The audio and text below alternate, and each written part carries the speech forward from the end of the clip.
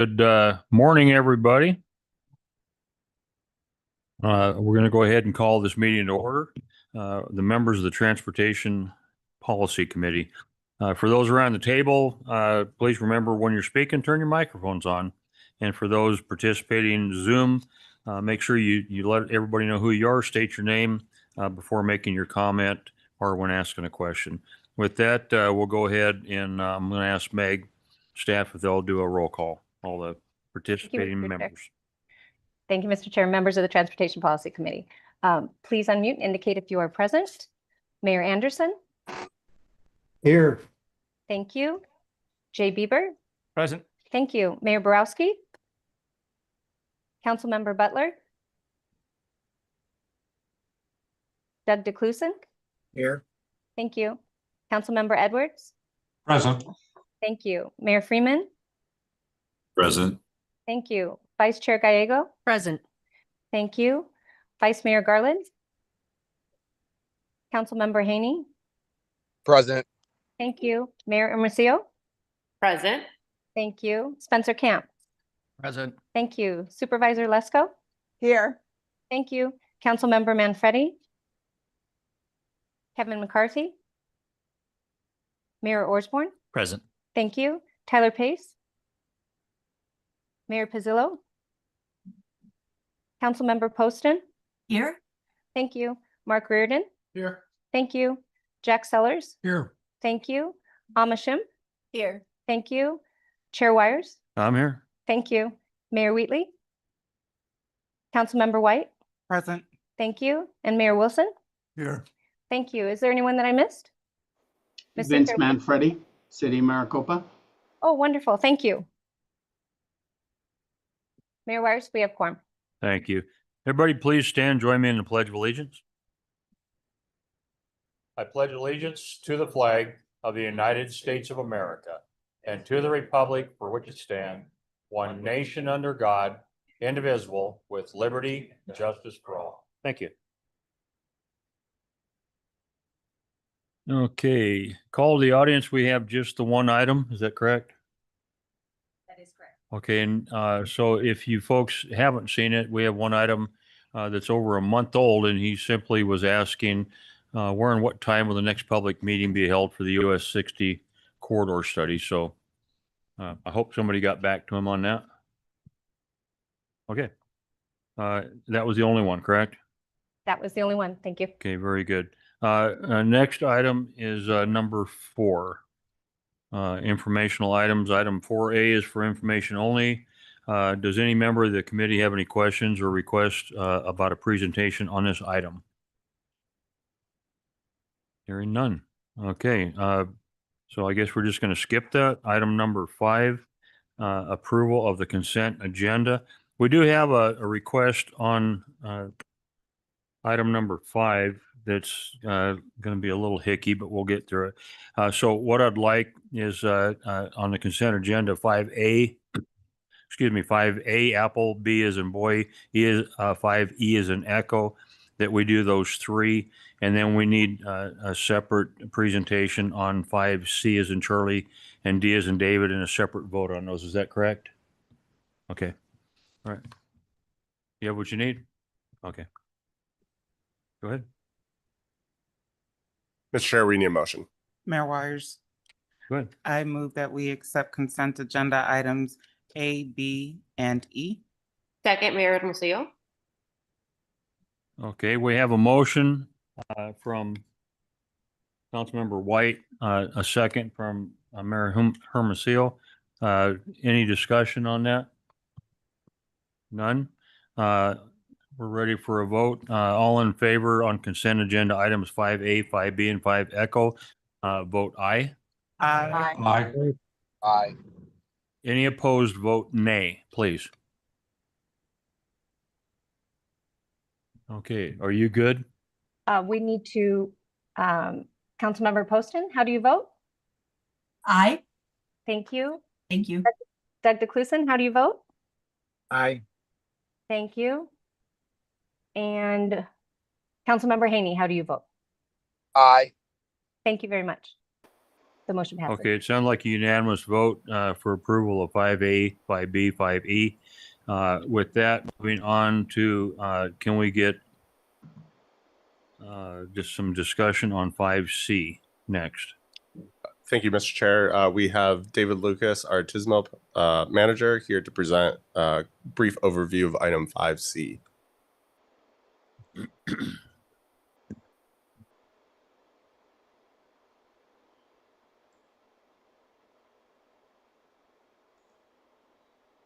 Thank you, Mr. Chair, members of the TPC. So today on the agenda, we have, There's no presentation. You'll just have to verbally. so today on the agenda for discussion by the committee is approval of the prioritized list of projects for the FY26 traffic signal optimization program. So that is the recommended action before the committee at this time. Okay, I think you have some questions. Go Yeah, ahead. I did have a question. Thank you. Go ahead. Mr. Chair, the project types that are listed on here, they just simply say traffic signal retiming. I don't know if staff has any more detail on how the traffic signals are going to be retimed or what that actually means. I've seen some things in previous presentations, I think at the first meeting that I attended, that had to do with signal timing that was going to retime signals for a different speed than the actual speed limit on the roadway. And I'm a little concerned that whether any of these projects include that. And if so, then that would be a challenge for me to vote aye on them. So Thank you for the question. You'll notice on the list of projects that there are projects for data collection. We're doing traffic counts, and there are offset optimization, and then all of the other projects that are listed there are for traffic signal optimization. In that case, that includes all of those components, doing the offset optimization, which governs the coordination between signals. It includes the data collection, and it also includes the optimization of the timing of the actual signals along the corridor. And the signals are timed in compliance with the posted speed limits. So that's the metric that is used when that optimization is performed. okay, so there would be none of these projects that would be on the top 10 list that would be synchronizing signals for anything less than what the posted speed limit is. Is that correct? Okay, thank you. Okay. Any other No further- questions no on that? further question. Any other questions from the committee? Okay, can I get a motion to approve 5C? Move approval. Gallego. Second. I have a motion from Mayor Gallego, a second from Mayor Osborne, sorry about that. Any discussion? Hearing none. We have a motion, no discussion. All in favor, vote aye. Aye. Voting aye, make sure you turn your camera on so we know you're voting. Any opposed, vote nay. Mayor Hermosillo, how do you vote? Aye. Thank you. Councilmember Haney, how do you vote? Aye. Thank you. The motion passes, Mayor. Okay, thank you. 5C is in Charlie passes, sounds unanimous. And then finally, some discussion on 5D as in David.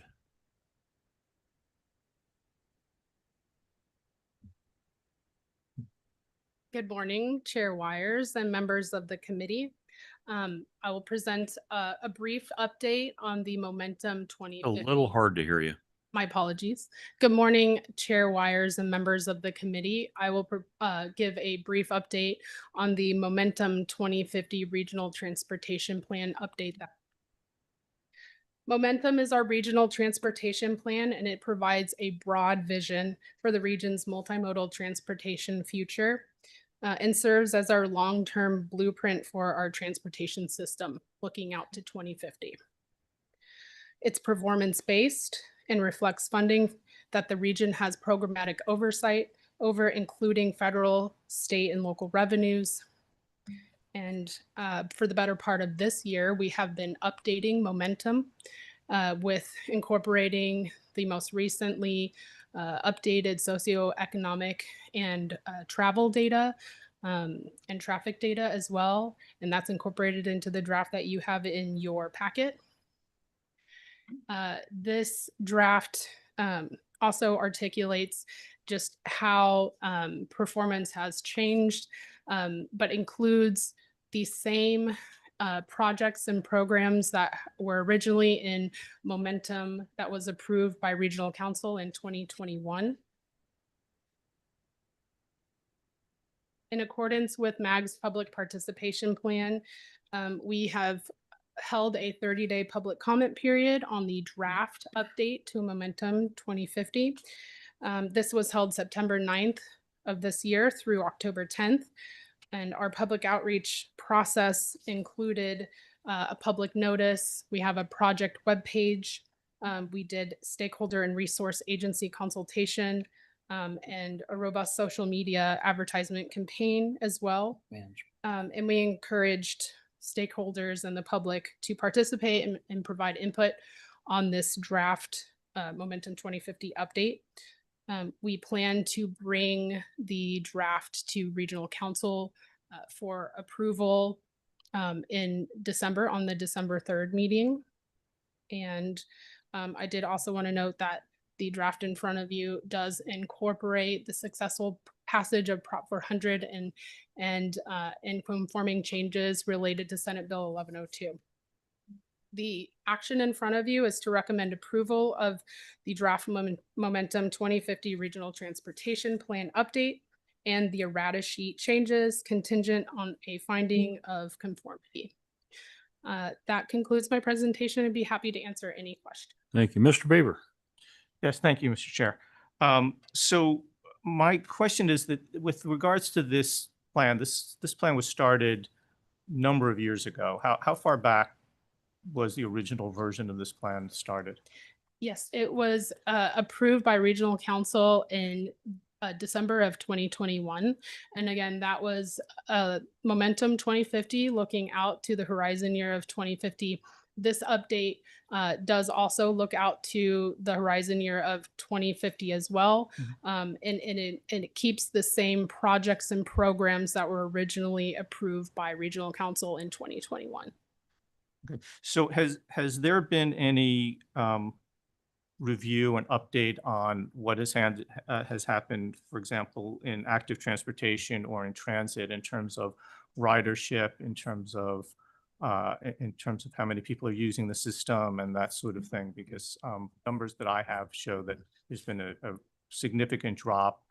Obviously, this was done around the pandemic time. So, but since then, transit has not recovered to pre-pandemic levels. So I'm wondering if there's been any, has staff looked at whether or not it makes sense to make some changes or to relook at some of these things in light of some of the changes that are happening out there in the real world? Mr. Chair, members of TPC, I'll jump in on that one. So as we're talking about the RTP, as Ms. Miller will articulate in her presentation, this is really the long-range transportation vision at a very high level that captures where the region wants to go. And so discrete investment choices aren't necessarily specified out. It doesn't necessarily go in on a project-by-project basis. The Regional Strategic Transportation Infrastructure Investment Plan, or RSTIP, is the document that we actually created to be able to articulate the variances in investment choices and whether or not we should invest here, there, or elsewhere. So this largely keeps the framework in place that we did in 2021. And the other important element too is that we're actually looking out to 2050. So certainly while we've seen some variability in whether it's transit ridership or active transportation, which in many cases has actually increased since the pandemic, going out to 2050, there's going to be continued variability and continued changes. And so federal requirements dictate that we update a plan every 4 years. And so this is our update. I would consider this more administrative in nature to satisfy the federal requirement. But certainly as we look forward to the next update, when we go out to 2060, it'll be a much more comprehensive planning process in terms of where, what vision we want to create. Mr. Mr. Chair. Thank you very much for that. I just think that if this is a broad outline of where we're going, we're going to follow that broad outline. And I think that if there are going to be changes to that as we go down the road, we should be looking at that as early as possible if we're going to make course corrections. And I feel like the level of detail on this is, because it is such a broad thing, is a little problematic as far as if we should start looking at, I know that we're going to talk about some of this in number 6, but I think that the broad outlines of this particular document are still things that I think should be looked at, even though it's such a broad and sort of large view. Yeah, Mr. Chairman, Mr. Bieber, thanks for that feedback. And you know, as we bring forward, whether it's the active transportation plan, we'll bring that forward to this committee for discussion. That'll be an opportunity to really have the committee provide feedback on specific direction or insight.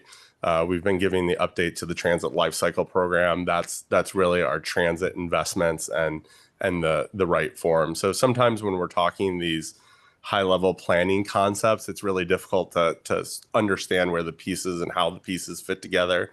But the active transportation plan from active transportation investments and the TLCP from a transit investment perspective, those are really the forms for which those decisions get made, and then they roll up into the larger RTP. Thank you for that explanation. Appreciate it. Any other questions? No other question at this point. Here. Go ahead. Thank you so much. It's more of a commentary as I take a look at RTP. When I think about our goals of safety, mobility, responsiveness, livability, preservation, and prosperity, I think that making sure that we have the transit life cycle as well as the active transportation plan is very important. So taking a look at the full document, having read through it in comprehensive form and making sure I understand it, I just wanted to say that the draft seems solid to me. It's a draft. And so we anticipate that there's going to be some major changes, I'm sure, or minor changes, but there will be changes because it is in draft form. So thank you for the work that you put in on this draft. Thank you. Any other comments? Okay, can I get a motion? Motion to approve. We have a motion to approve on item 5D from Mayor Osborne. I'll second it. We have a second from Mayor Wilson. Any discussion? Hearing no discussion, make sure you turn your cameras on if you're voting yes. All in favor, please vote aye. Aye. Any opposed, vote nay. Nay. Mayor Hermosillo, how do you vote? Aye. Thank you. And Councilmember Haney, how do you vote? Aye. Thank you. Okay, it seems the ayes have it, do have it, so it be. Moving on to item number 6, fiscal year 2026 through 2030 Transportation Improvement Program. This item is on the agenda for action. It'll be presented by Wendy Miller, Transportation Improvement Program Manager. Thank you, Chair Wires, members of the Transportation Policy Committee. I am presenting on the fiscal year 26 through 2030 Transportation Improvement Program. Just to give a little high-level overview of MAG's role in transportation planning here in the region, we are the federally designated Metropolitan Planning Organization and Council of Governments for long-range transportation planning. And this covers the entire MAG region, which is Maricopa County and portions of northern Pinal County. The core areas of responsibility are planning and programming. The planning piece is the long-term transportation plan, and the programming is developing the near-term financial management and the implementation. As Ms. Quincy just presented a little bit about it, the background on the regional transportation plan, it is the long-term vision for the MAG planning area. It is required by federal law to be updated every 4 years and must be fiscally constrained. The Regional Strategic Transportation Infrastructure Investment Plan is the guides the transportation investments through 2045, and it served as the basis of the extension of the half-cent sales tax and includes all funding sources available in the region. And then the Transportation Improvement Program, or the TIP, serves as the companion document to the plan. It provides the detailed listing of near-term regionally significant projects, federally funded and such, serving as the first 4 years of the plan. It's also required by federal law, must be updated every 4 years, and also must be fiscally constrained. So just to reiterate some of this conversation we had prior, is the plan is the long-term document over through 2050. The RSTIP is the financial plan through 2045, and the TIP is the first 4 years of the plan and the listing of the projects for implementation. The TIP also must conform with air quality requirements. When you get into the document, it details the decision-making process for how projects are funded within the region. It provides an emphasis on public participation and outlines performance targets and other technical data. Now, in the recent past, we are required to update the TIP every 4 years, just like the Regional Transportation Plan. MAG typically does a 5-year document, and we update it every 2 years. But the recent TIP, the last 2 iterations of the TIP, we did it a little bit differently. So just to go through that, the 22 through 25 TIP was done for an abbreviated period of 4 years to align with the end of the previous Regional Transportation Plan.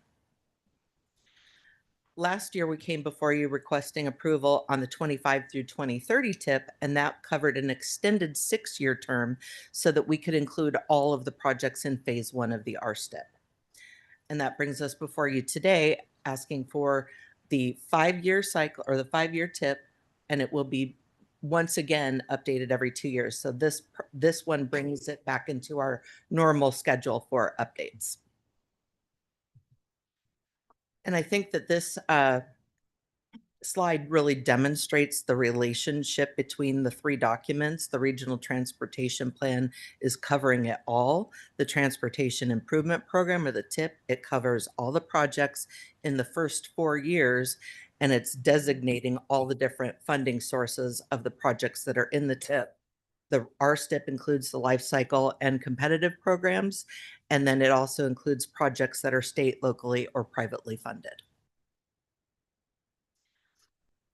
Breaking it out between federal, regional, state, local, and private funding sources, when you add up all the projects in the TIP, it equates to about $10.8 billion in transportation projects, which shows the incredible investment that we make here in the region for transportation. Looking at it broken out by mode between highway and transit, the TIP has over 80% of the funds programmed in it is dedicated towards highway and roadway projects, and 20% is transit. As Ms. Quincy mentioned before, the public comment period for the Transportation Improvement Program also was in conjunction with the Regional Transportation Plan update. It followed the same process, the 30-day comment period, September 9th through October 10th. And we shared all of the invitations to comment, the social media posts, the emails, and then providing updates to all the technical committees. And during that 30-day period, no public comments were received on the TIP. Next steps, if approved today, we will be going to Regional Council for approval of the TIP on December 3rd. And then from there, it gets forwarded to ADOT to be incorporated into the statewide Transportation Improvement Plan, or the TIP. ADOT then would send the final document to Federal Highway and Federal Transit Administration for approval. And once that goes into place, then the TIP is adopted. But we don't stop there. So every month, you'll notice on your consent agenda items is that there's always project changes and adjustments that come through. So you'll see those every month as we go through the entire TIP cycle. And then we will redo the TIP again in the 2 years. Chair Wires, members of the TPC, that concludes my presentation, and I'm happy to answer any questions. Thank you. Can you go back to slide 15, please? Sure. On slide 15, if you look at the transit compared to the highway, for year 2030. Those numbers are a little bit higher. Is that in anticipation that more of the highways will be completed at that point and we can start putting more money into our local? Yeah, Mr. Chairman, members of the TBC, this is largely a function of project sequencing and when the actual initiation occurs. So keep in mind here that this is capital projects only. And so the 20% for transit doesn't reflect any service. The decrease in the highway largely reflects outcomes from the ADOT process. And so concurrent to MAG, ADOT, the amount of funding that flows to MAG versus statewide fluctuates over a 5-year period. And so 2030 reflects a dip, if you will, as funding investments are increased statewide, and then we expect it to pick back up in 2031, 32. But that's a consistent process that occurs. Okay, so it's not what I was originally thinking, that we're actually completing freeways and. No. Okay, Lots of investments still All right. planned. okay. Any other questions from the committee? Sure. Yeah. Go ahead. Yeah, I have a number of questions. That's the overall first question is, in terms of approving, we vote aye on this project, on this item. We're basically saying we're in favor of all of the projects that are listed in here, moving forward as they are listed. Is that my understanding? Is that correct? Chair Wires, Mr. Beaver, thank you. Yes, you're approving the general overall listing of projects that within the next 4 years. So it is a 5-year document, but the requirement is only the first 4 years be fiscally constrained. So it is really intent for it to be the next 4 years of projects. Thank you. So there's a number of items in here that I have specific questions on, but there's actually 3 of them that are of major interest. And I have a number of questions on each of them. So, Mr. Chair, would it be appropriate for me Go to ahead. just kind of ask one at a time, or how would you like That's to the do it? best way to do it. Okay, thanks. So with regards to State Route 30, there's an active transportation plan or active transportation component of this, if that's correct? And what portion of the costs relative to the entire cost of the project are associated with the active transportation part of that highway project? Mr. Chair, members of the TBC, I'll jump in on that one. So State Route 30, we don't actually have the specific breakdown yet of that. The costs we have programmed in there are based on the aggregate total that ADOT has come up with. I think when you're looking at the TIP and when you're looking at this item, it's important to keep in mind the TIP is really an outcome of decisions that are made elsewhere. And so when it comes to State Route 30, those decisions get made as part of the annual freeway program agenda item. So what's in the TIP merely reflects what had previously been approved, recommended for approval by TPC and approved by the regional council. And it reflects the updated costs and amounts, if you will. So I think it's just important to provide that context, but we can work with ADOT and provide you that breakdown. Okay, great. Thank you. I appreciate that. There's also in here an item for bus rapid transit on Scottsdale Road in the city of Scottsdale. Has anybody recently reached out to city council? There was certainly a change in city council in the previous election, and I'm just wondering if the city still supports this program, whether there's been any changes. And I know that we have a representative from the city, but I don't know if she's present at the meeting today. Mr. Chair, members of the TBC, I'll jump in on that one too.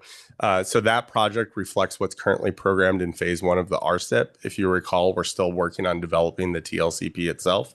And so specific impacts to that project or outcomes will be considered as part of that. So it merely reflects what had previously been approved and assumes no changes because we're still working on developing the TLCP itself. Okay, thank you. So in order to save everyone's time, can I get a commitment that if I submit these questions to staff that they'll be, Absolutely. I mean, I know that has in the past, but it's just sort of on the record that Yes. I have a series of questions. Okay, then just 1 or 2 other quick questions on the light rail projects. Has staff or whoever is planning these projects taken a look at the ridership and the decrease in ridership on light rail in the recent years? And as there's a plan to expand that light rail, have we looked at the constraints of that and also the question of maybe there's something more appropriate like increasing bus service, which is more flexible and can be changed according to what's happening from year to year. Yeah, Mr. Chair, Mr. Bieber, members of the TPC. So when it comes to implementation of high capacity transit projects, whether it be light rail or another mode, Valley Metro is the implementing agency. And as a standard part of their process, they go through an assessment to determine whether or not light rail is the appropriate mode, bus rapid transit is the appropriate mode, or local bus is the appropriate mode. And so they do that for all projects as part of the normal development process. And they're the entity that's responsible for that. Okay, so if we are voting on this, we're voting on moving forward with these projects as is. Is my understanding of what we're voting on? So what you're voting on is codification, if you will, of the funding going into the new TIP. In many cases, the funding's already in the existing TIP. We're just extending the year out.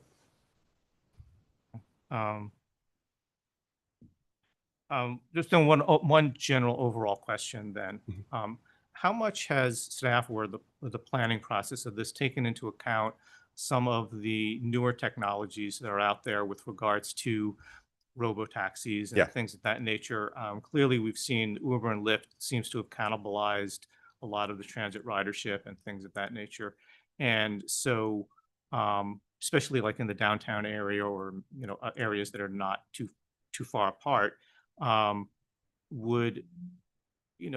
we could be looking 5 years from now, we can be looking in an entirely different world. And if we're going to have projects that are going to be built 5, 10, 15, 20 years from now, as we're spending all this money, the entire world could be different at that point. And we seem to be going in that direction. Has that been taken into account with regard to this? Mr. Chair, Mr. Bieber, members of the TBC, the short answer to that question is yes. So as we put together the last plan, one of the things that this body did, TPC, is what we termed as identify projects that were resilient to future changes. And so we actually used our transportation model to anticipate, okay, if these investments, if we have changes, whether it's in telecommute patterns, if we have changes in vehicle efficiencies, how they operate, what is the suite of investments that we still need? And then the projects that ultimately made it into the RSTIP that we funded were those that were still resilient despite the outcomes. But as I had previously mentioned, that's,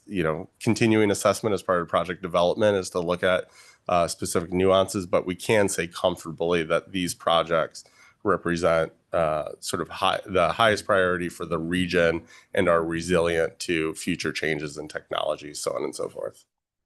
Okay, thank you for that. So, and just one other question then, which is that if we look at light rail, for example, or some of these other larger project BRTs or whatever, and the immense cost of these projects as opposed to adding buses and adding bus lines, like for example, has there been a balancing test with regards to say, do we want to spend all this money on these very expensive projects and then there's the folks out in the East Valley who, have very little access to transit. Maybe some of those funds could be sort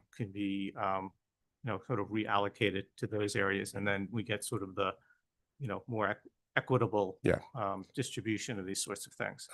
Mr. Chair, Mr. Bieber, I think this conversation, happy to have this conversation with you after the meeting, can talk through it. I think when it comes to transit specifically, the most important thing to keep in mind is the funding sources and the funding sources that go into transit. And so the largest funding source that goes into transit is actually local sources. And then there's federal funding, particularly federal discretionary funding that helps offset some of the capital. And then the smallest proportionality is the regional funding that flows into it. And so it's not necessarily an easy question to answer because some of it depends on funding context and how things happen. But again, as part of the standard process, Valley Metro goes through that analysis. Okay. Thank you. I'll just submit the rest of the questions to you bet. offline. Thanks. Appreciate it. All right. Thank you, Mr. Chair. Any other questions? All right. Thank you, Wendy. Okay. Do we have any public comments? We have no online written comments submitted. And nothing in Remember, person? I think Councilman. Say it one more time. believe Councilmember White has comment. Chair, I move we approve the fiscal year 2026 through 2030 MAG Transportation Improvement Plan program and errata sheet changes contingent on findings of conformity. Second. Okay, I have a motion from Ms. White. We have a second from Mayor Arsburn. Before we go ahead and take a vote, I want to remind everybody, if you're voting, make sure you turn your cameras on, turn your audio on. With that, if there's no other discussion, all in favor of moving this forward, please vote aye. Aye. Aye. Any opposed, vote nay. Nay. Mayor Hermosillo, how do you vote? Aye. Thank you. Councilmember Haney, how do you vote? Aye. Thank you. That's all members, Chair. Motion passed. Okay, appears the motion has passed. With that, we'll proceed to item number 7.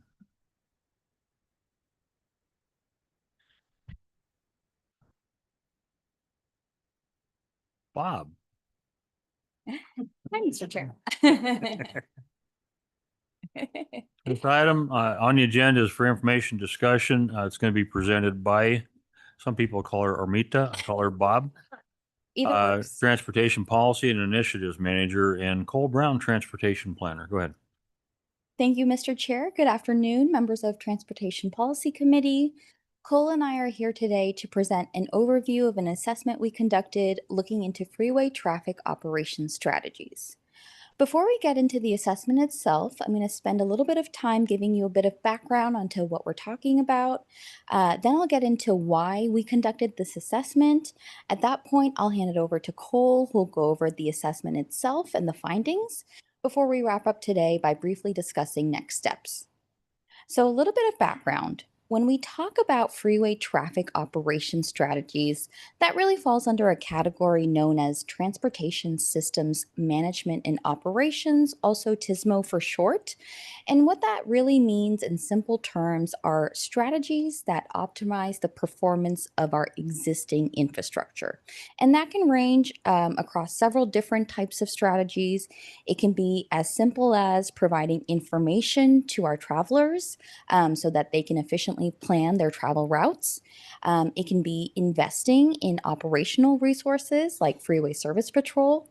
And it can even be just coordination between cross-jurisdictional systems, such as coordination of timings between different traffic signals.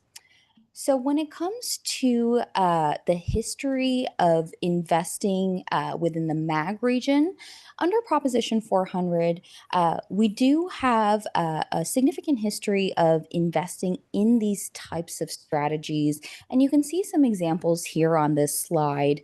They typically are these system-wide strategies.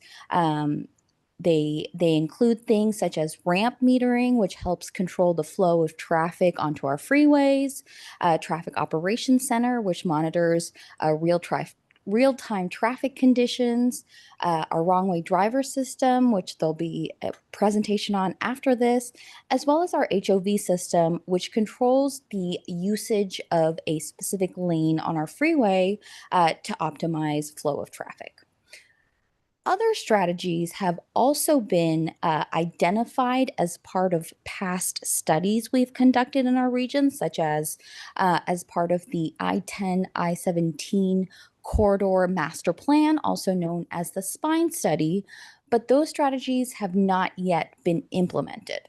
So now, as we look ahead, especially with Proposition 479, we're taking a more intentional approach where first we identify the strategies that can actually be realistically deployed, and then we'll include those strategies in our planning initiatives. So today's assessment is really the first step in identifying what strategies can realistically be implemented. And it was really a presentation given to this body in September of 2024 that provided the perfect example of why we need to consider these strategies Now, at that meeting, there was an update given on our I-10 freeway corridor study, and there was a discussion that came up about the potential benefits of variable speed limits, which would be a TISMO strategy, and the benefits it could provide because of the physical constraints due to the Deck Park Tunnel. And it was exactly that study that triggered us into conducting this assessment, looking into variable speed limits and other strategies, knowing that this issue that came up with the I-10 freeway corridor study would continue to come up region-wide. So let me just illustrate why in more general terms. So first of all, the challenge really that came up with the I-10 freeway corridor study was that there was a growing traffic demand, and it was a challenge to add additional capacity improvements because of the constraints along that corridor. And so it was a challenge to significantly improve mobility due to that growing traffic demand and the constraints within that corridor. And that's where the idea of TISMO strategies came into play and the benefits that could provide given those parameters. So first of all, looking at traffic demand, growing traffic demand to be particular. So here's a map showing current average daily traffic volumes on our freeway network today. The darkest red is reflecting those corridors that have the highest traffic volumes, those that fall within 300 to 400,000 daily vehicles a day. Now you can see the growth in those daily traffic volumes in 2050. In particular, I want to draw your attention to how the dark red, the darkest red on I-10 previously had just gone from Loop 101 over to State Route 51. It now in 2050 stretches from I-10 west, where it connects to 303, all the way over to US 60 east. As well as on I-17, it stretches the entire corridor in the north where it connects to the 303, all the way down to the south where it connects to the 10.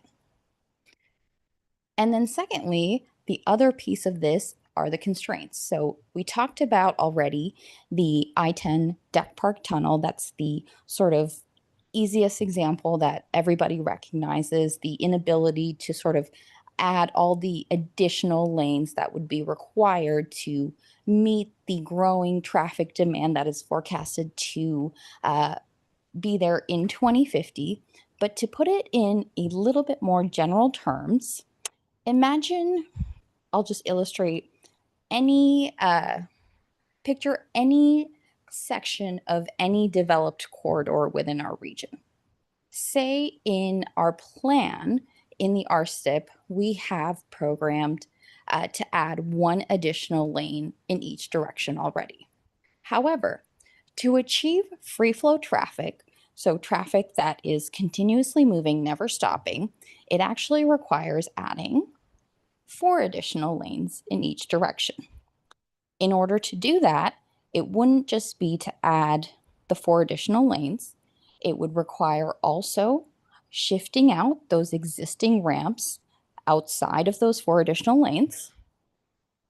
It would also require shifting out the frontage roads outside of the shifted out ramps. And then it would also require widening the bridge out to cover that entire footprint. So you can see all of the work that's required to add all of that new capacity that's required. It's impacting a lot of that existing development and property that's around the roadway, and it's got a lot of additional costs outside of just constructing the additional lanes. So those are the types of impacts we're trying to avoid, but still provide the benefits of additional capacity improvements. So at this point, I'll turn it over to Cole to go over our assessment and the strategies we assessed.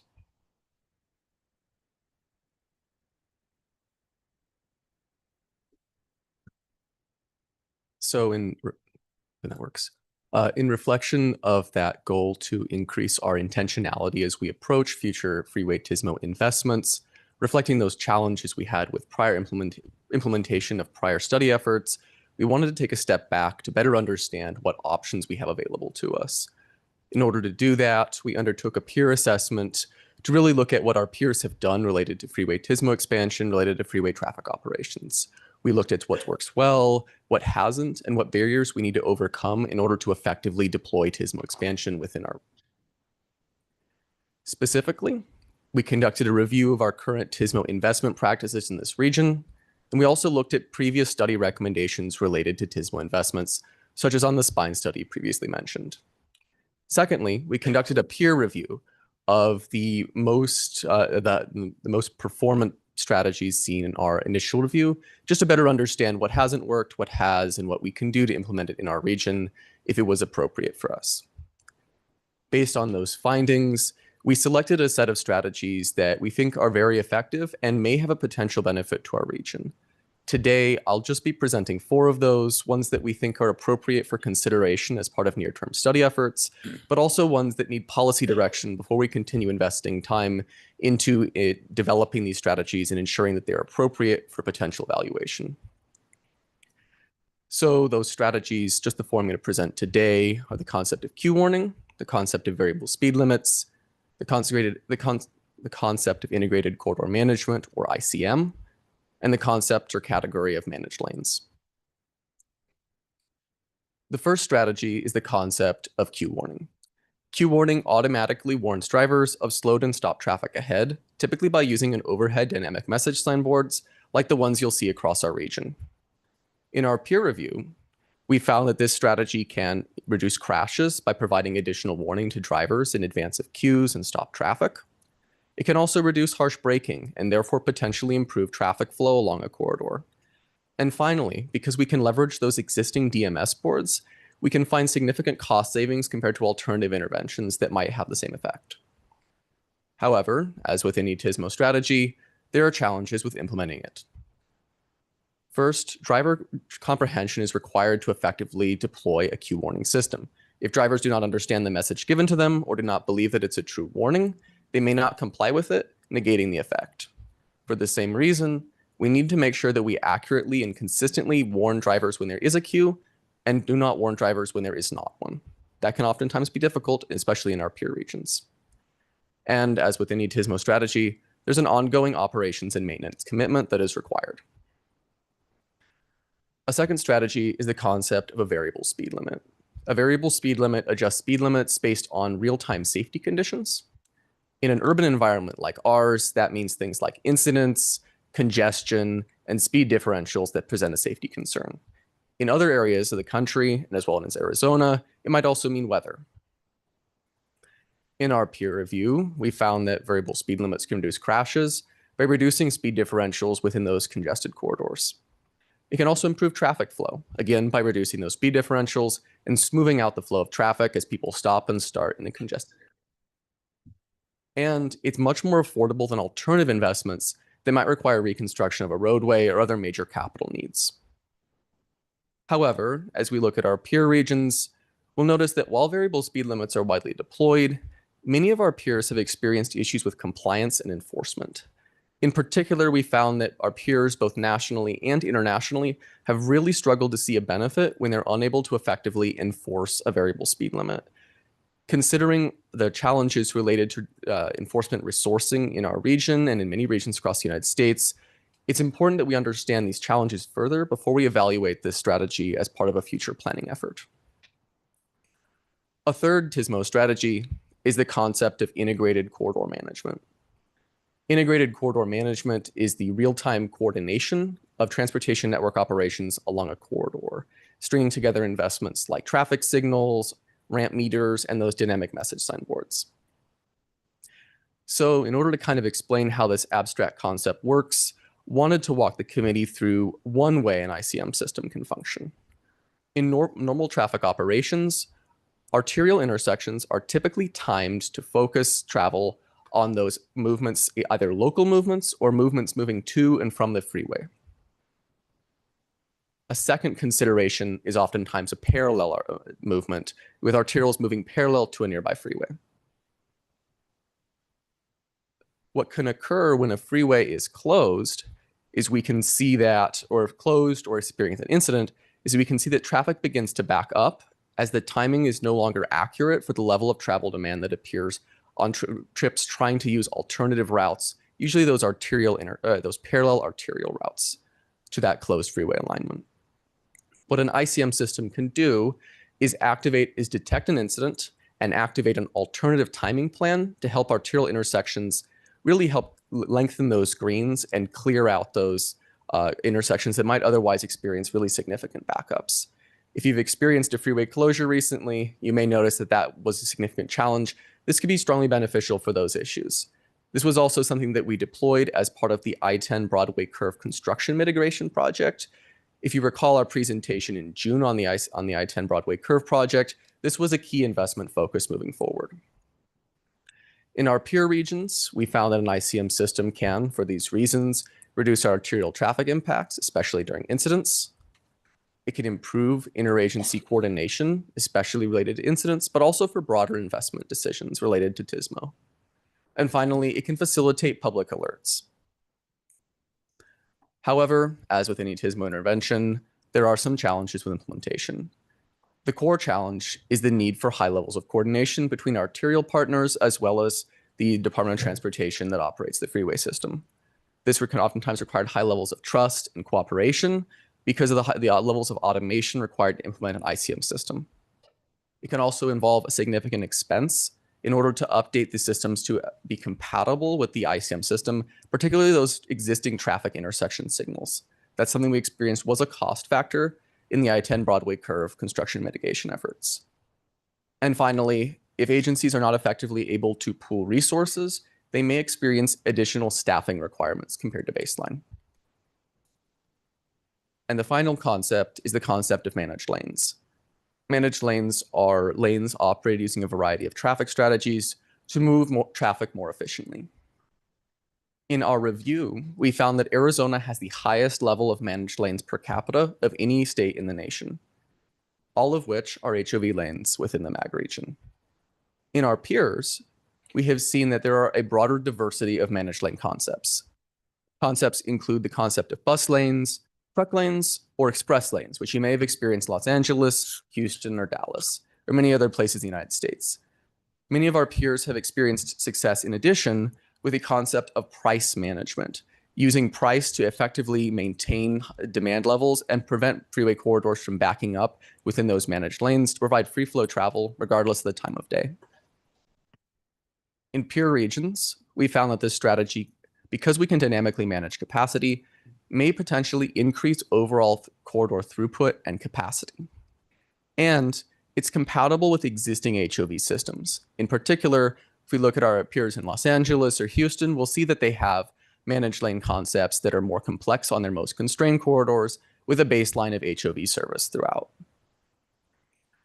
Managed lanes have some challenges regardless of the class, including the need for enforcement.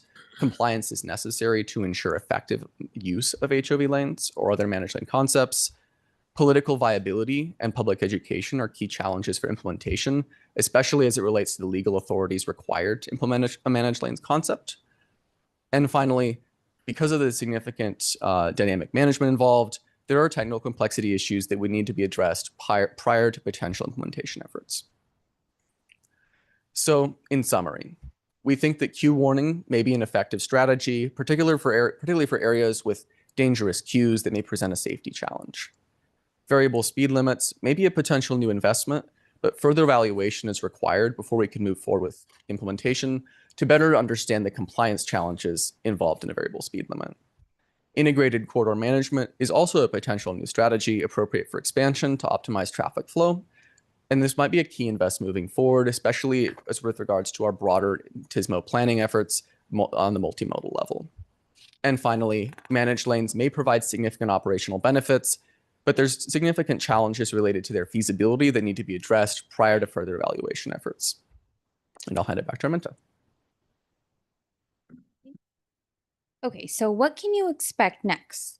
So, to briefly summarize our presentation today, as the region continues to develop more and more, these types of strategies will continue to play an increasingly important role.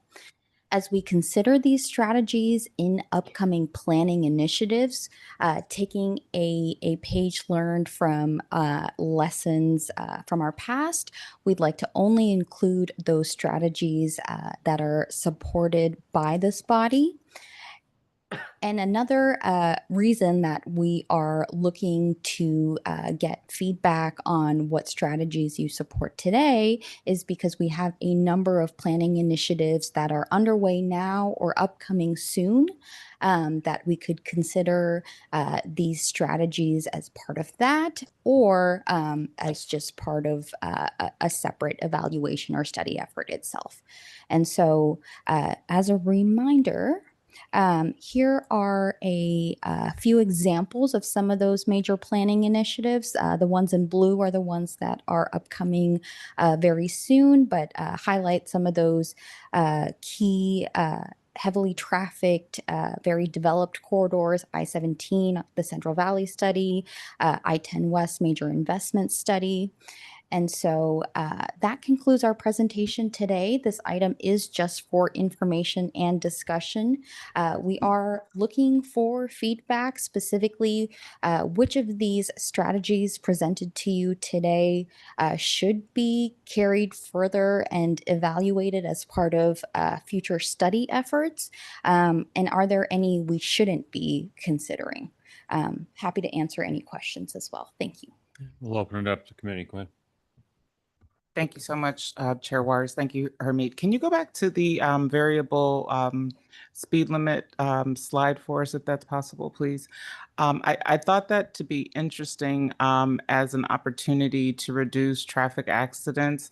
And I think that might be used throughout the country. I believe you referred to weather to adjust those. I guess the only concern I have with this one, because I do like a lot of these strategies, I wouldn't want to have something like that. That looks expensive to me, just the visual of that. So one, that looks expensive, but I would prefer we have the really huge street signs out there already, the electric signs, maybe manipulating those when the roads are wet and encouraging people to drive slower. The only fear is if we have a posted speed limit and we adjust the speed limit, I would be very concerned for those with enforcement. I've been taught the hard way in Avondale that people don't like enforcement with speed, even though it's really one of the safest things we can do.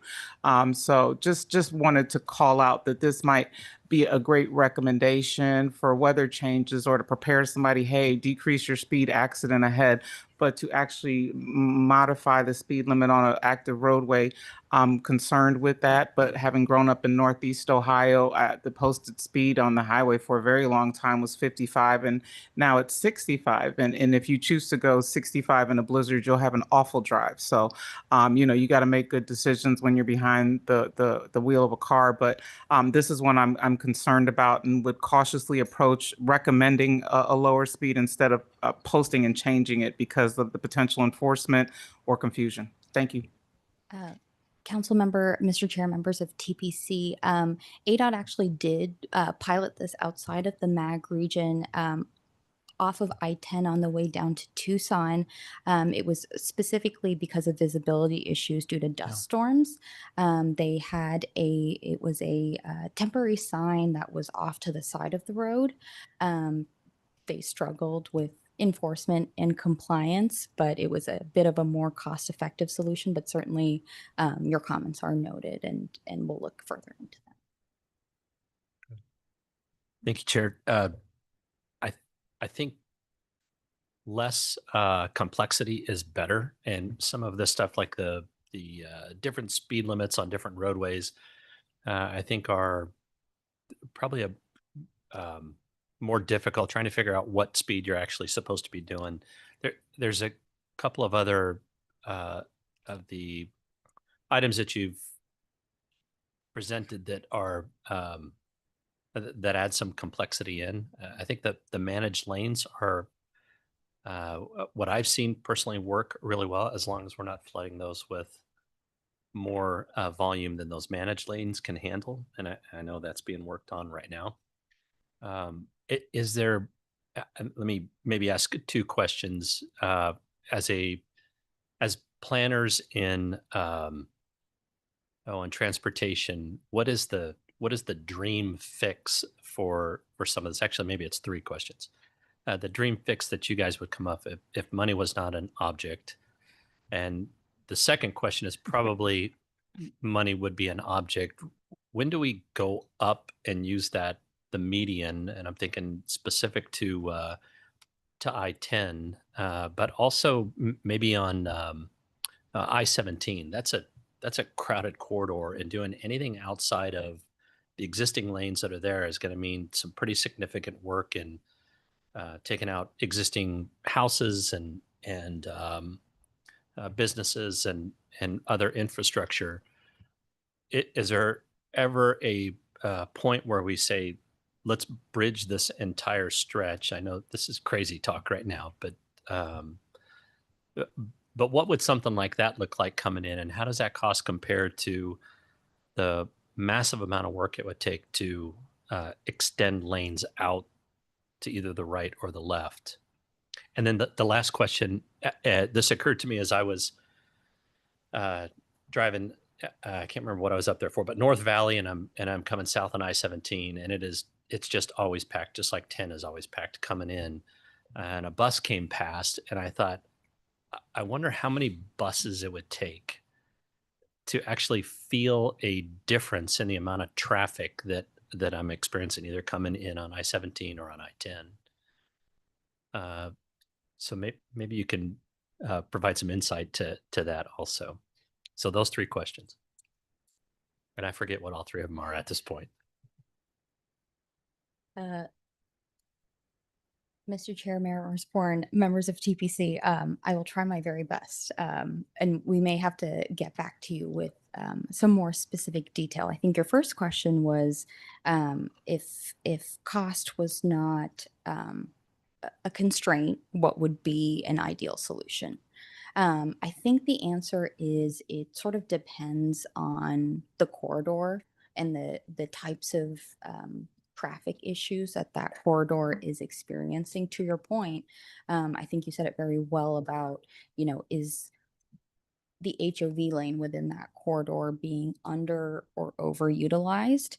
And that in itself, I think, points to, whether a second managed lane or something like that would be useful within that corridor or not. And, if it's a sort of a reoccurring congestion bottleneck issue during peak periods every single day, or is there safety issues and it's non-reoccurring and it's like due to incidents occurring at off times and that's causing slowdown? So I think it would be different based on the different types of issues occurring at different locations. Your second question, I think, was related to what would a cost comparison look like if instead of extending out, we were maybe constructing sort of like over like a double-decker freeway kind of thing. Double-decker. We have not looked at that, and I could certainly get back to you with some high-level figures. The cost of structures is known to be, one of the more costly items when it comes to a project. And so I would imagine the cost of something like that would probably be a lot more expensive than expanding out, but I'd be happy to follow up on that. Okay. And then I think your last question was related to how many buses would we really need to see sort of filled up to really feel that impact with vehicles being taken off. That is, again, if you don't mind, I'll follow up with you because I think I can actually get some high level details from our conformity model and give you some real insight on that. Okay, I appreciate that. And I'm not trying to rain on all of the work that you're doing. Maybe just ask crazy questions to maybe entice some thought toward other things that might be out there and available. Appreciate that. Thank you, Chair. Mr. Camps. When you answer your question, speak up for us, please. Oh, yes, sorry. Yeah, thanks for this. Just a couple thoughts. The managed lanes, I think, are concerning from my standpoint. I just don't think the politics are there for people to get over that hump in the state of Arizona yet. Q warning, fine, great. Variable speed limits, if you want to employ them, I think that's fine. I think, I drive this corridor all the time. And, in the morning, it's great. In the afternoon, it's a complete nightmare. It's like a NASCAR speed racing exercise. So I don't think anybody will pay attention to the speed limits, and I don't think it'll be functional. I just don't think it'll work and achieve the goals you want to achieve. The integrated corridor management, fine. I just think I appreciate all the work. I think you're trying to put a Band-Aid a little bit and do the best you can in a cost-effective manner. I'm not knocking these recommendations, but it's a significant issue and it's an expensive problem. And I think, so I was just thinking to myself, I was sitting here as like, I guess the ultimate question is, why wasn't the cost of these improvements included in 479? I mean, this corridor has been a problem for, I don't know, 10, 15 years. We knew it was, if we really wanted to do the improvements to widen it, or as Mayor Osborne suggested, go over and make some express lanes, which I actually think is a good idea, even though costly, because I don't think the solution here is cheap in any way. Why didn't we think about this in the planning exercise related to 479, I guess? Mr. Chair, Mr. Camps, members of the TPC, if I could jump in, I want to follow up first on Mayor Osborne's comment, and then Mr. Camps maybe touch on that a little bit. I think as we saw from the I-10 freeway corridor study, and I think just where we're at as a region, the reality is we're approaching build out on many of our freeways. So we're finishing up widening Loop 101. That's the ultimate condition. We do have so many of the freeway projects we identified in the plan. I-17, we've identified the addition of another lane. So we're able to add another lane, not entirely within the footprint of the existing facility, but pretty close. I-10, to Mayor Osborne's point, there's opportunities there for the median that we should look at. The question comes down to, we're getting to that point where we have valuable space left. And really, the next thing we do to I-17, in all likelihood, is going to be the last thing we do to I-17, at least for quite some time. I-10 coming into downtown, similar situation. And so fortunately, we do have funding in Prop 479 for these, whether it's through the freeway program or the ITS program, depending what you're looking at. I think what we're looking for now is guidance about what is feasible, what we should investigate more, what we should invest more. We've certainly seen benefit on an integrated corridor management perspective, the Q warning, but a lot of the plans that we had that fed into 479 are predicated on some of these concepts. And it was always, let's have that conversation when we get to that point, and we're now at that point. Okay, Mr. Beaver. Thank you, Mr. Chair. I'm sure it'll come as no surprise. I have a lot of questions and comments. With regards to variable speed limits, I do want to give a couple of warnings with regards to this, especially just in terms of my experience with speed limits in general. Drivers drive the nature of the roadway. They drive what they see in real time in front of them, and they make that speed adjustment accordingly. The purpose of a lower speed limit or even a warning limit is to let drivers know of things that are not readily apparent to the driver. And so simply just taking a variable speed limit, say, hey, well, maybe there's congestion ahead or whatever, that is, as I think a lot of people have mentioned and have found in a lot of places, that's just not a workable solution. And if you put a speed limit on a roadway, whether it's variable or not, that doesn't match the nature of the roadway, what you're going to get is a lot of speed variation. Speed variation is very much more dangerous than everybody going about the same speed. And so you get much more people changing lanes and that sort of thing. So what you want to try, whatever the focus is here from a safety standpoint, you want to try to look at things that are going to try to encourage consistent speeds throughout, and as opposed to creating speed. So but I do think that there are some warning places where, whether it's a speed limit or just a big warning sign that there's a dust storm ahead or whatever, I think those are really good. And those are probably taken more seriously by drivers than, say, just another number on a sign. So I think that the variable speed limits is problematic for me.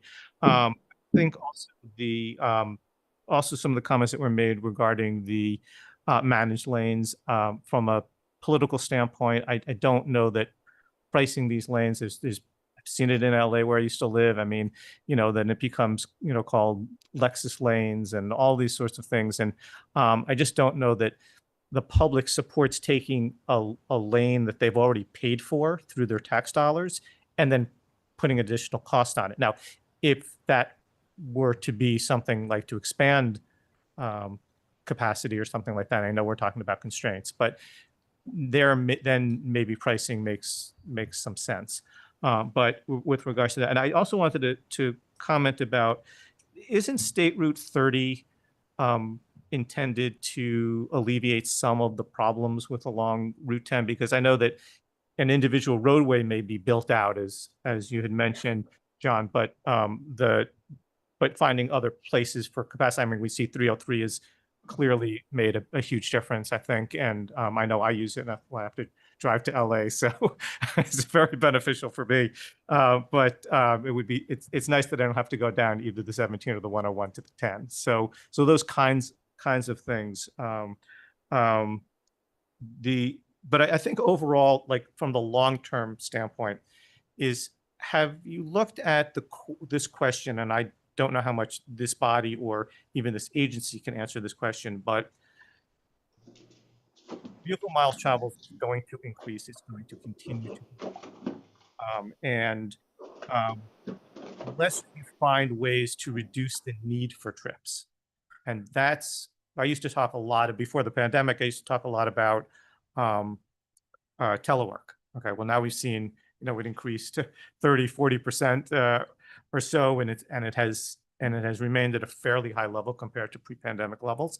Yet we still see congestion in a lot of places, but I think that has actually made a difference, because I think we'd be in a lot worse position than we are right now. So to the extent that there's anything that you guys can look at with regards to on particular corridors or whatever, either to divert traffic to a different corridor or to reduce the need for trips. I don't know off the top of my head exactly what those would be.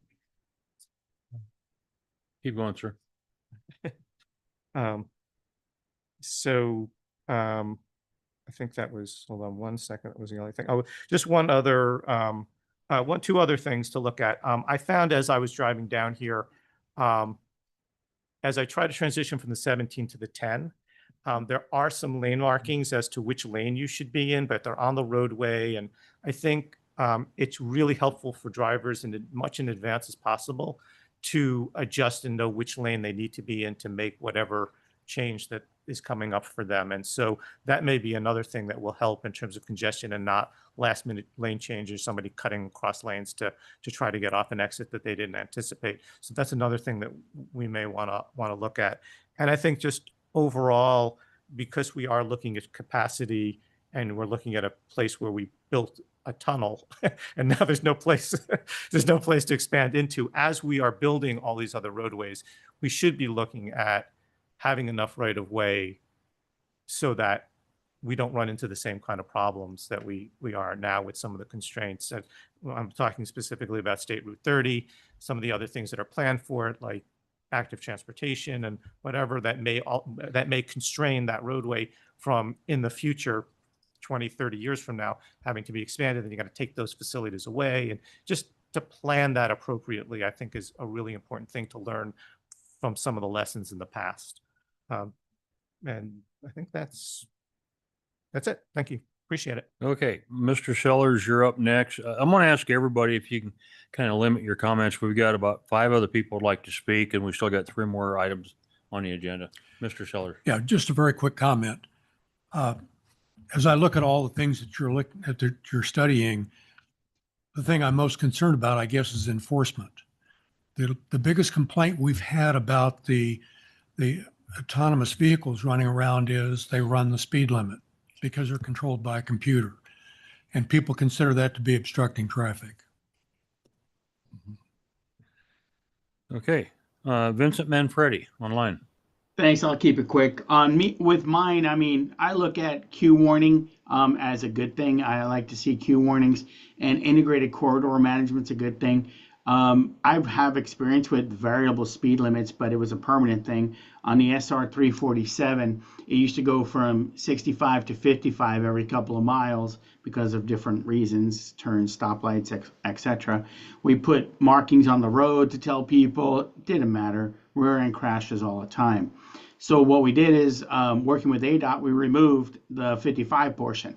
So now it's just 65 straight up all the 16 miles of 347, and we have less issues than we've seen before, because people don't pay attention to variable speeds. They don't do it. I agree with Mr. Beers, I think it was, when he spoke about the people there's no appetite for paying extra for roads, so the price issue should, do away with it.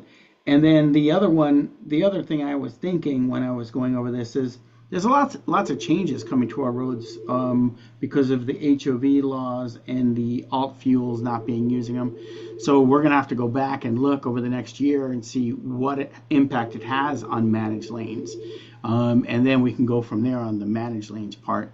But I think, I'm not saying that's going to kick a can down the road, but what it's going to do is going to lead to us having to figure out if the changes we did at the state will actually, how the impact will come for HOV lanes and managed lanes. But no, not a question, just a little bit of input. Thank you. Supervisor Lesko. Thank you, Chairman. I have some of the concerns that Spencer Camps talked about. I was at a grand opening along with Mayor Osborne in Terravellis, where they predict there's going to be 300,000 people living in this one community. And it's out on in Buckeye. And the traffic going there is already terrible. So I understand there's probably not enough money to do all this stuff, but I guess of these different things that have been listed and you wanted the input, I too share my concern about the variable speed limit. I think it would be confusing to people, and the rest I think are fine. Okay, who else? Go ahead. Yeah. I'm going to say I've had experience on the variable speed in the aspects on it. And what it forces is the higher speed when you're coming up towards a destination. You suddenly have to start slowing way down to meet the speeds of the other because everyone's gone into that lane to pass everyone else that's over in this lane, and it causes major headaches in the aspect on it. So I think that is definitely. And one of the things I've experienced when in my travels throughout, I'm going to say Europe, is I'll say a segregated lane that they've set up where it's through, where you're not going to be exiting, you can't exit, and you go for miles in the aspect, and that puts the people that are going the long distance into that lane, and they're going straight through. My 2 comments. Okay, and I guess we could talk about this forever. It seems like I've been doing that for 21 years since I've been elected. But what I'd like to talk about briefly is yesterday myself, my staff, John Bolin, some of his staff, the Speaker of the House, some of his staff, along with majority leader, and I think the transportation chair, if I remember. I had a meeting at the House of Representatives yesterday talking about a lot of different things. The one thing that basically I let them know is we have a lot of problems. We have a lot of challenges, and I think everybody agrees with that. And it's been said 2 or 3 times now that the answer to most of this is money. It just is. There's a lot of problems that we have. And Spencer said it earlier, we're trying to put Band-Aids on stuff that quite honestly isn't going to work. It can be a temporary fix, but it's not going to fix the problem. It may help a little bit. I talked with the speaker about the realistic things that we have to do, and that's we have to figure out ways to get more money. I don't like the idea of going to the feds for more money. I think we need to be more responsible ourselves. Some of the local cities have their own transportation tax, some don't. But across the board, our transportation taxes haven't been touched for, I don't know, it's like forever, since 98 or something like that. 1990. 1990, okay. Still the same amount of money. And then we have the complexities now that we have electric vehicles that aren't paying a transportation tax. And what they need in the House of Representatives and the Senate, and what the governor's going to need is they're going to need courage. They're going to need help from everybody to be able to go to the voters and say, look, we can't fix these problems without money. We just can't do it. It's impossible. With more miles on the freeways, with more cars on the freeways, with less money coming in, we're in trouble. We're in big trouble. We can talk about this stuff all day long, but we're not going to fix it unless we have the money to do that job. So I would encourage all of you, start talking with your legislators, start talking with your council members, figure out ways that we can try to do what some of the other states are doing, not raise taxes for the sake of raising taxes. I'm the last guy that ever wants to do that. But I can tell you, if I'm trying to go to Buckeye at 5 o'clock in the afternoon, I know I'm not going to be there till 6:30. It's not going to happen. And I don't have that kind of time to sit around. The quality of life with my family not being home, people that are trying to go across town in the mornings to go to work and then come back in the evenings, they're losing 2 to 3 hours a day sitting on the roads. And that's just ridiculous. We can fix these with minor inconveniences. I think we could fix some of it with electric vehicles paying on their registration a higher fee, not a mileage. And then keeping the gas tax the way it is, not the way it is, keeping the gas tax, but additional gas tax for people that's actually sucking the fuel into their vehicles and burning it into the atmosphere. Our tourists, when they come down here, should be paying for some of that. So I think, again, I think that we have to get realistic about it. For somebody that's a conservative that doesn't like to spend money and certainly doesn't like tax increases, we're not going to fix these problems unless we either go to DC and buy one of their old money machines that they're retiring or something. Don't think that's going to happen. Find the end of the rainbow. It hardly ever rains here, so I don't know what else to do other than the potential of starting seriously thinking about a gas tax, because we're so far behind this curve, and it's only going to get worse. With that, on the managed lanes, if you want to call it that, I call it toll. The speaker reaffirmed when I served 8 years down there, the will is twice as less as it was when I was there, as far as coming up with any kind of toll. It's a non-starter with them. It's not going to happen. So if you're thinking about that, I think it's a waste of time. I've driven across this United States. I've been to all 50 capitals on my Great American Flag Tour I just finished this summer. And I can tell you, some of these freeways that have the speed limits on them, as much as I heard negative about it, I can tell you, for somebody that's not familiar with that locale and you're driving, sometimes it's nice to have something up there telling you, hey, there's a mess up ahead. You need to slow down. So we're thinking about freeways that we drive every day. Stop and think about the people that don't drive these freeways every day. It'd be nice to be able to warn them, especially when we have the haboobs. That knowledge of knowing what to expect down the road. And then the real challenge there is to be able to manage it on time property that you're not saying, hey, we have an accident 3 miles up the road. And by the time you get up there, there is no accident, because that makes people ignore those at that point. So I think if you had more of those, not less, and they managed them very well, and you went from maybe, green letters at 65, you go to a yellow if you're wanting them to slow down until you get everybody slowed down. Then it goes to that green at the lower speed, something to where people would know to slow down or speed up. I think it's manageable. It's certainly less money, but Band-Aids aren't going to work. They're just not going to work. We have to start getting serious about a transportation tax, but that's another story. So with that, Bob, thanks. Thank you. Thank you for all the feedback. You did a good job. Okay, thank you. Mr. Chair, in the interest of time, neither agenda item 8 or 9 are time sensitive. I would recommend that we bring those back at a future meeting. Okay, with no objection from the council, everybody good with that? Okay, so we're moving on to, there is no legislative update. Mr. Chair, I think you gave the only legislative update. We had a meeting yesterday. Okay, do we have any requests for future agenda items? Hearing none. Motion to adjourn? I have a motion to Second. adjourn, a second. All in favor, aye? Aye. Any opposed, say nay. We're adjourned. Thank you.